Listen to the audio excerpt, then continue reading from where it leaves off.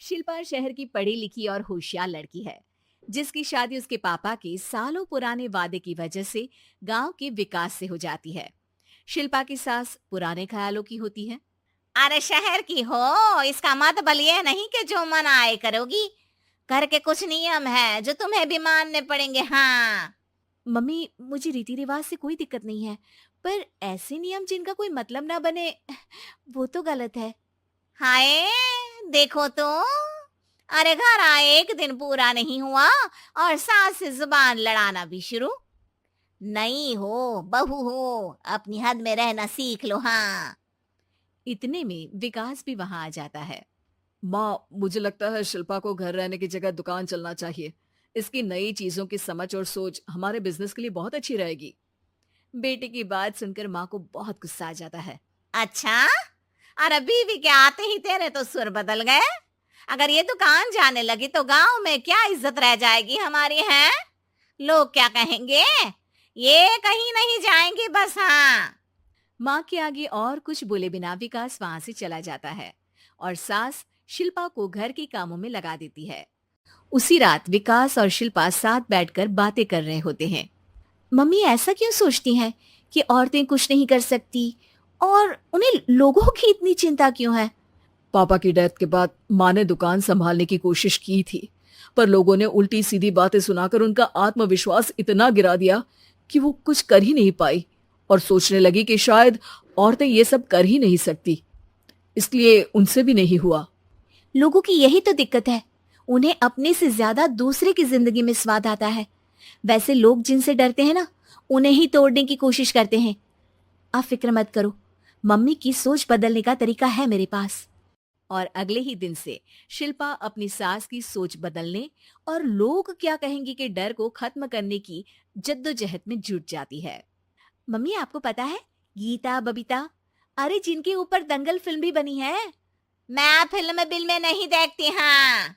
वो हरियाणा की लड़कियां हैं। दोनों रेसलर हैं।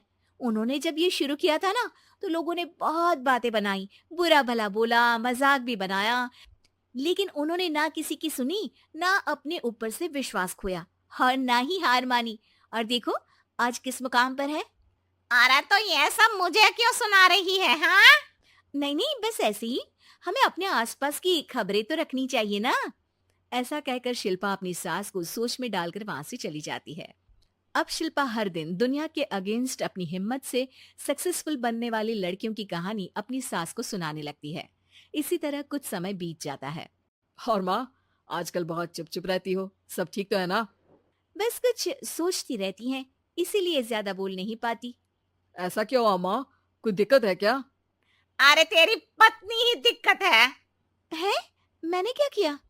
अरे रोज मुझे कुछ समझाने के मकसद से एक नई कहानी सुनाती है, पर खुद नहीं जानती कि मुझे सब पहले से पता है। हाँ।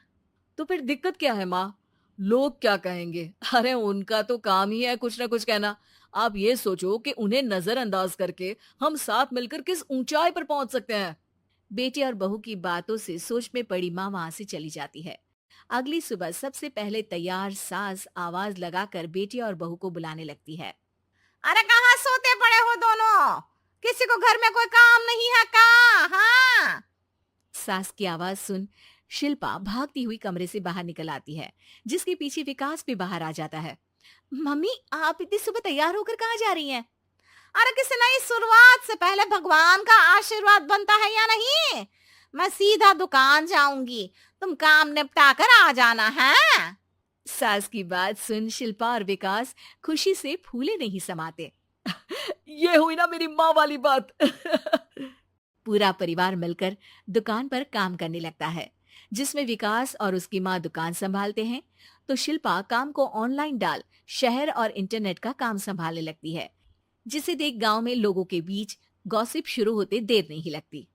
और अब क्या विकास भाई, अकेले काम संभल नहीं रहा था तो नौकर रख लेते, और तो को यहाँ लाने की क्या जरूरत थी? इन्हें घर में जो काम बोलो वो तो सही से करती नहीं, यहाँ आकर तो तुम्हें डुबा ही देंगी। अरे भाई सा, अगर आपके घर की औरतें सही से काम नहीं करती ना, तो हमें उससे कोई लेना देना नहीं। यहाँ आपकी पंचायत के लिए किसी के पास समय नहीं है। हाँ। करारा जवाब सुन बातें सुनाने आए लोग मुंह लटकाए उल्टे पैर वापस चले जाते हैं। वाह मम्मी, ये तो अब दोबारा कभी भूल कर भी यहाँ नहीं आएंगे। I am so proud of you. अरे बहुत हुआ, हाँ काम पर लगो चलो। तीनों आपस में काम बांट कर अपने अपने काम पर लग जाते हैं।